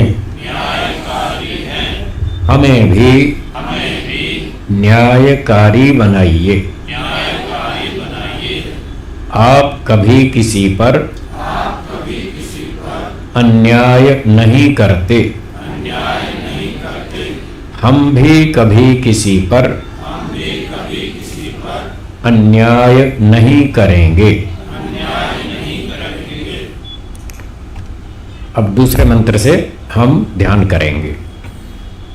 ओम आनंद।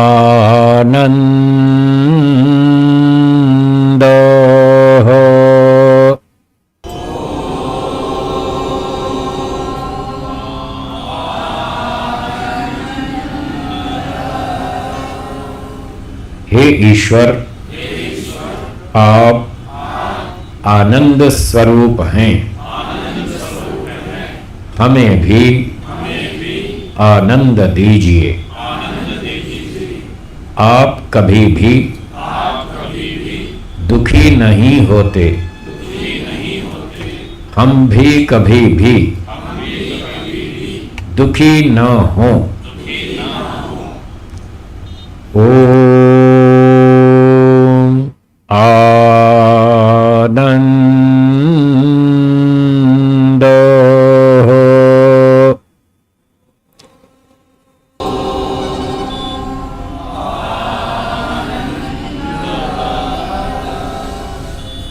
हे ईश्वर, आप आनंद स्वरूप हैं।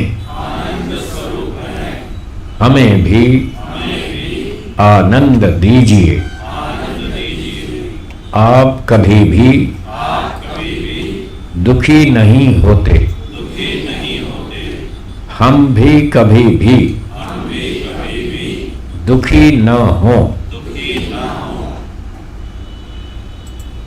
तो दिन भर इस प्रार्थना के अनुसार दुखी नहीं होना, प्रसन्न रहना है, खुश रहना है, जीवन में अच्छी बुरी परिस्थितियां सब आती हैं। जब अनुकूल परिस्थिति आए तब तो ठीक है, कोई शिकायत नहीं है, समस्या नहीं है।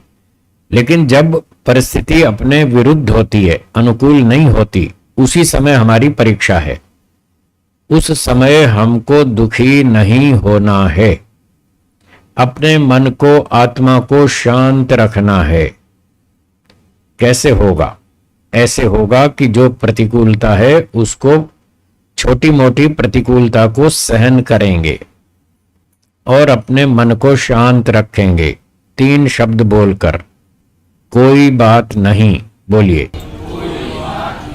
हाँ, इस 3 शब्दों से आपकी बहुत सहन शक्ति बढ़ेगी और छोटी मोटी परिस्थितियों में आप दुखी नहीं होंगे।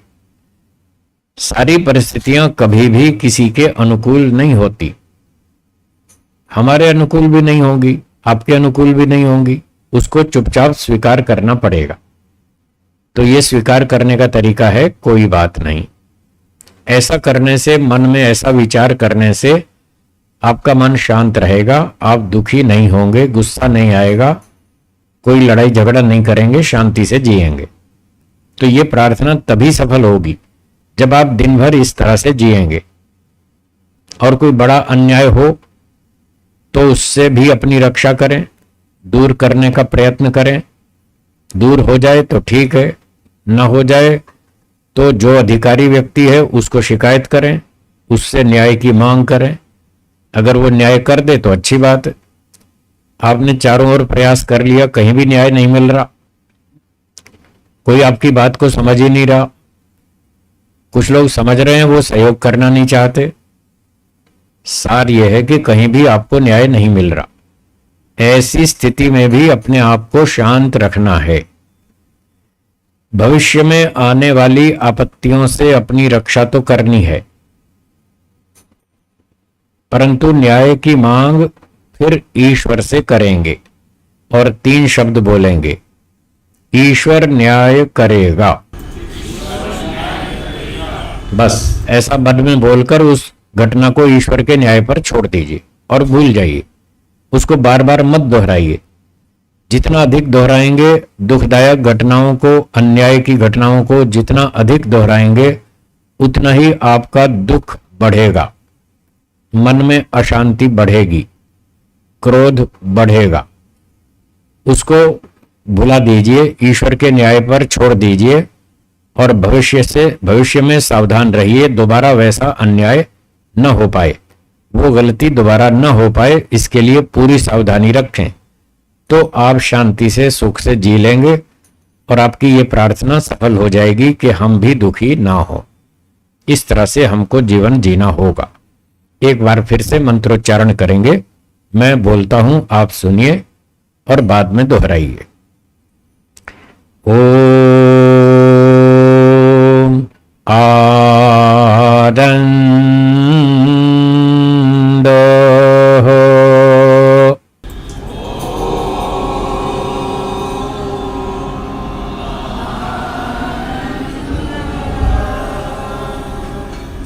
हे ईश्वर, आप आनंद स्वरूप हैं,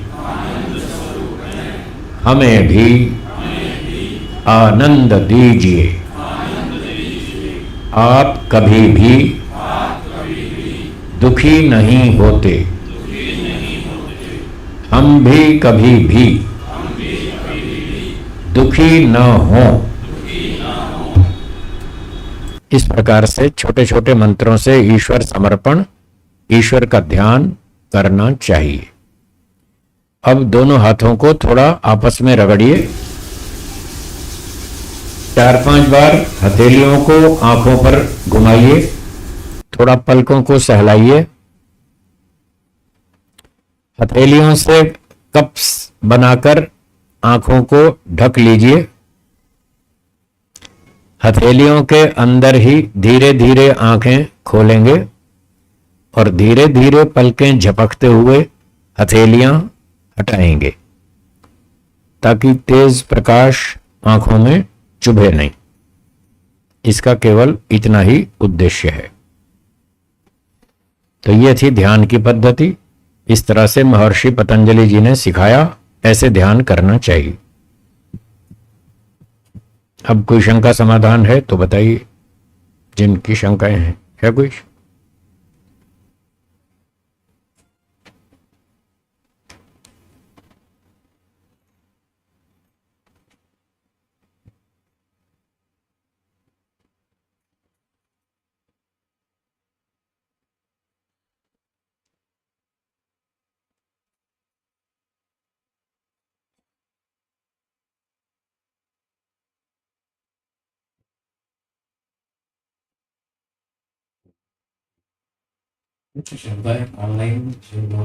आइए, ऑनलाइन आइए। हाँ बोलिए बोलिए बोलिए। शंका है, अभ्यास और वैराग्य में ज्यादा महत्वपूर्ण क्या है? अभ्यास और वैराग्य में ज्यादा महत्वपूर्ण क्या है? ज्यादा महत्वपूर्ण का मतलब कई तरह से हो सकता है। महत्वपूर्ण का अर्थ है जिसका मूल्य अधिक हो। इस अर्थ में महत्वपूर्ण यदि माने तो दो की तुलना में अधिक महत्वपूर्ण वैराग्य का है। महत्व है वैराग्य का, ज्यादा महत्व वैराग्य है। जब वैराग्य हो जाएगा तो फिर अभ्यास भी साथ साथ जोड़ देंगे तो फिर काम पूरा हो जाएगा। दो की तुलना में ज्यादा महत्व तो वैराग्य का ही है। अगर व्यक्ति अभ्यास करता रहता है और वैराग्य ना हो तो विशेष प्रगति नहीं होगी, और अगर वैराग्य अच्छा हो और फिर साथ में अभ्यास करे तो विशेष प्रगति होगी। ये इस बात का उत्तर हुआ जी। दूसरा प्रश्न है, संसार का सुख भोगने पर दुख होगा ही होगा, क्या उससे बच नहीं सकते? प्रश्न है कि संसार का सुख भोगने पर दुख होगा ही होगा, क्या उससे बच नहीं सकते? इसका उत्तर है जी हां, बच नहीं सकते। ऐसा ऋषियों ने लिखा है। न्याय दर्शन का पहला अध्याय, पहला आहनिक, 22वां सूत्र, उसके वात्स्यायन भाष्य में लिखा है, यदि कोई सुख भोगेगा तो दुख भोगना भी अनिवार्य होगा। दुख से बचना असंभव है।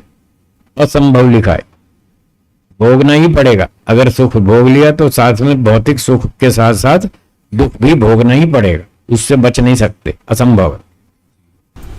आगे प्रश्न है, संसार में रहकर मोक्ष हो सकता है क्या? क्या संसार में रहकर? क्या बात संसार में रहकर मोक्ष हो सकता है क्या? आग की भट्ठी में बैठकर एसी की ठंडक मिल सकती है क्या? हाँ या ना? तो फिर संसार तो भट्ठी है, यहां बैठकर मोक्ष कैसे हो जाएगा? नहीं हो सकता। संसार में तो राग द्वेष चलता है, और जब तक राग द्वेष चालू है तब तक मोक्ष कैसे होगा? नहीं हो सकता। शब्द ज्ञान बार बार दोहराने से वह तत्व ज्ञान हो जाता है क्या? हाँ जी, बार बार शब्द ज्ञान को दोहराने से धीरे धीरे वो तत्व ज्ञान के रूप में बदल जाएगा। शास्त्र में सांख्य दर्शन में लिखा है, आवृत्ति ही असकृत उपदेशात, चौथे अध्याय का सूत्र है सांख्य दर्शन में, जिसमें यह बताया है जो उपदेश सुनते हैं और उससे आपको तत्व ज्ञान नहीं हो पाया तो क्या करें? आवृत्ति, बार बार दोहराओ, बार बार सुनो, बार बार पढ़ो, बार बार मनन करो, बार बार चिंतन करो। तो बार बार करने से वो शाब्दिक ज्ञान तत्व ज्ञान में बदल जाएगा जी। अब यहाँ बैठे किसी की अगर शंका हो तो पूछ सकते हैं। 10 मिनट तक ये कार्यक्रम चलाएंगे। बोलिए। नमस्ते जी। अगला जन्म और पिछला जन्म होता है, इस बात का कुछ प्रमाण मिला हुआ है? प्रमाण तो बता दिया आपको, अभी तो सिद्ध किया था कि आपको ये शरीर मुफ्त में नहीं मिला है। आप ये जानना चाहते हैं कुछ याद आ जाए, यही चाह रहे हैं ना कि पिछला जन्म याद आ जाए तो आपको प्रमाण मिल जाए। तो याद तो नहीं आएगा। ईश्वर ने जानबूझकर ये व्यवस्था बनाई है कि आप पिछले जन्म को याद न कर सकें, जानबूझकर ऐसा किया है। अगर आपको पिछला जन्म याद आ गया तो जीना मुश्किल हो जाएगा। कैसे होगा? एक एग्जाम्पल सुनिए। एक बड़े सेठ हुए थे धीरू भाई अंबानी, जानते हैं आप? जानते हैं ना, रिलायंस कंपनी वाले। तो उन्होंने बहुत पैसे कमाए, हजारों करोड़ कमाए। अब वो छोड़ के चले गए, मृत्यु हो गई। अब उनका अगला जन्म हो गया, मान लो 8-10 वर्ष हो गए।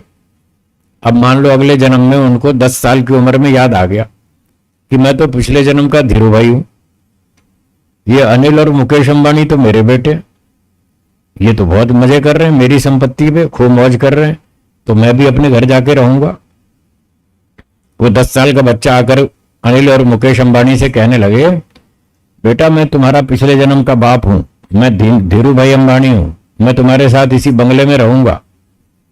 तो वो अनिल और मुकेश अंबानी उस बच्चे को अपने घर में घुसने देंगे? बोलिए हाँ या ना, कुछ तो बोलो भाई। घुसने देंगे? नहीं घुसने देंगे ना। तो खून के आंसू रो रो के मर जाएगा कि मैंने हजारों करोड़ कमाए, मुझे घर में घुसने नहीं देते, ये मेरी संपत्ति पे मजा कर रहे हैं। वो तो रो रो के पागल हो जाएगा, मर जाएगा। इसलिए भगवान ने बहुत अच्छा किया कि पिछली बात याद मत करो, तो आप ठीक से जी लेंगे। और एक और को याद आ गया, कल्पना करो एक और एग्जाम्पल। एक व्यक्ति जयपुर में रहता था और बड़ा व्यापारी था, करोड़ों का बिजनेस था, सोने चांदी का व्यापारी था। किसी ने उसको गोली मार दी, उससे 50 करोड़ रुपए लूट लिए, वो मर गया। और 8-10 साल की उम्र में उसको याद आ गया, मैं तो पिछले जन्म का जयपुर का व्यापारी हूं और किसी ने मुझे गोली मारी थी और मेरे 50 करोड़ लूट लिए, उसको याद आ गया। अब बताइए रात को उसको नींद आएगी? जब तक उससे बदला ना ले ले, क्या उसको रात को नींद आएगी? हाँ या ना? नहीं आएगी। वो पिस्तौल उठा के ढूंढेगा, कहां है वो नालायक जिसने मुझे गोली मारी थी, मेरे 50 करोड़ लूट लिए, पहले उससे पैसे वसूल करूंगा।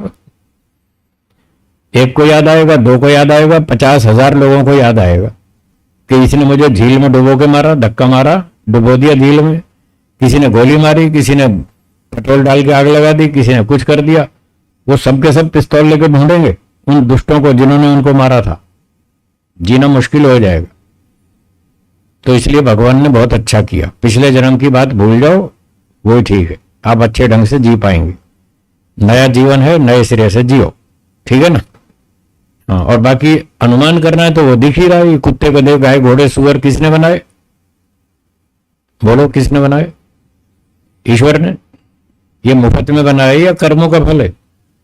अच्छे कर्मों का या बुरे कर्मों का? बस ये प्रमाण मिल गया कि बुरे कर्म करते हैं लोग, ईश्वर उनको सुअर कुत्ता सांप बिच्छू बनाता है। ईश्वर न्यायकारी है, फ्री में तो बनाता नहीं।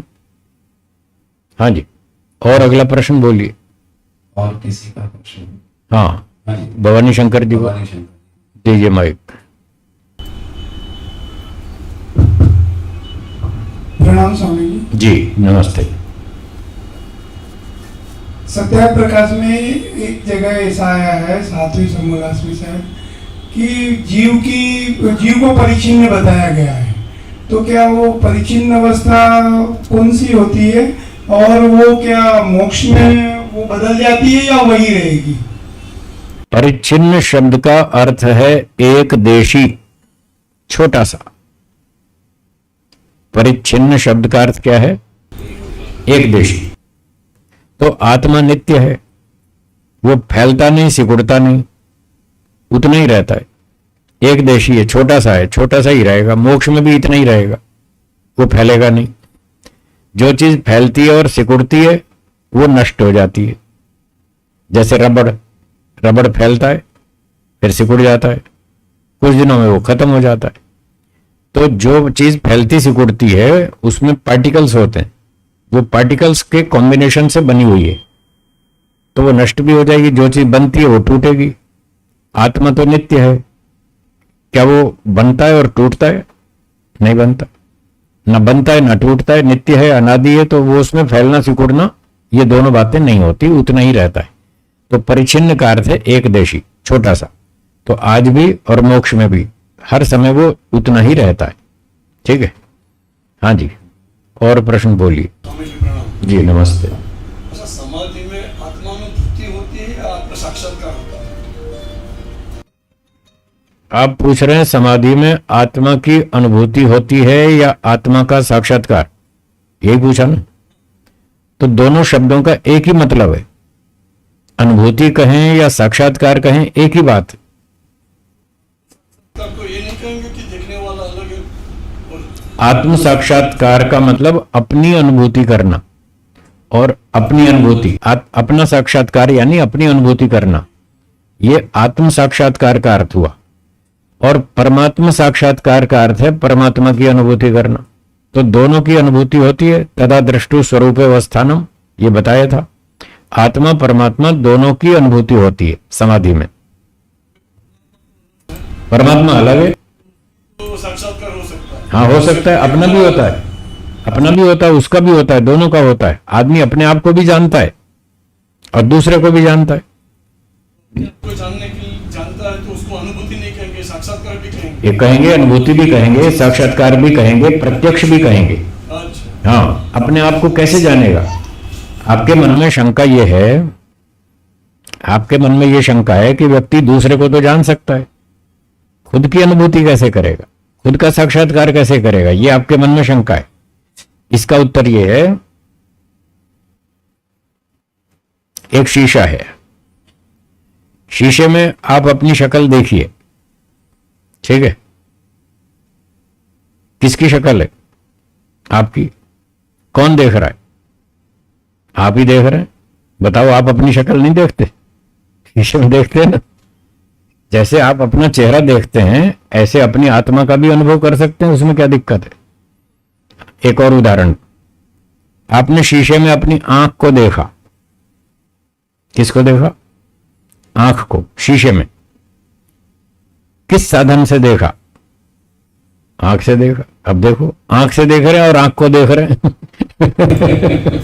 देख रहे हैं ना, आंख से देख रहे हैं और आंख को ही देख रहे हैं। जब आंख से आंख को देखा जा सकता है, तो आत्मा से आत्मा को क्यों नहीं देखा जा सकता? बिल्कुल देख सकते हैं। और मोटे स्तर पर आप रोज अपना अनुभव करते भी हैं। कैसे करते हैं मोटे स्तर पर? जब आप खुश होते हैं तो कहते हैं आज मैं बहुत सुखी हूं, ऐसा महसूस करते हैं? हाँ या ना? मैं आज सुखी हूं, मैं खुश हूं, ऐसा अनुभव करते हैं ना? हाँ या ना? करते हैं। तो किसके बारे में अनुभव कर रहे हैं? अपने बारे में या किसी और के?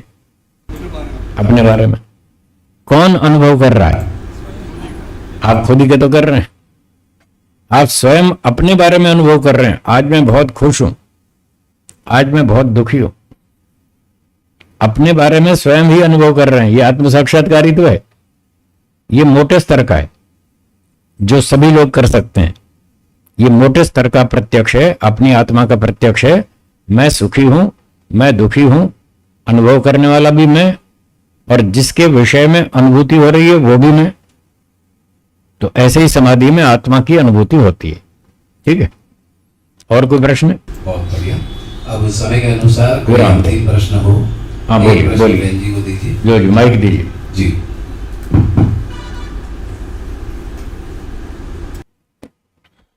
नमस्ते जी।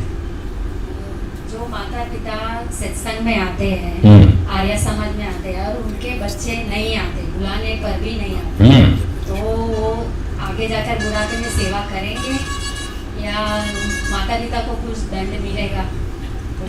बहुत अच्छा प्रश्न है कि जो बच्चे आर्य समाज में नहीं आते, ठीक है, माता पिता तो आते हैं, बच्चे नहीं आते, तो वो बच्चे आगे बुढ़ापे में माता पिता की सेवा करेंगे या नहीं करेंगे? एक बात। और दूसरा, माता पिता ने बच्चों को आर्य समाज में लाए नहीं, तो फिर उनको दंड मिलेगा या नहीं मिलेगा?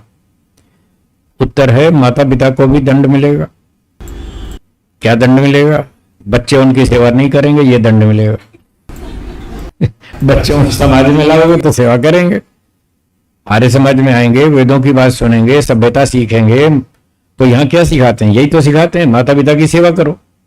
अब जब वो आएंगे ही नहीं, सुनेंगे ही नहीं, तो उनको पता ही नहीं चलेगा कि हमें माता पिता की सेवा करनी है। जब पता ही नहीं चलेगा तो सेवा नहीं करेंगे, तो यही तो दंड है। इसलिए अपने बच्चों को आर्य समाज में जरूर लाओ। और संप्रदाय वाले अपने अपने बच्चों को वहां अपने अपने स्थानों पर ले जाते हैं या नहीं ले जाते? ये जैन, बौद्ध, ईसाई, मुस्लिम सब अपने अपने, सिख लोग अपने अपने बच्चों को अपने स्थानों पर ले जाते हैं।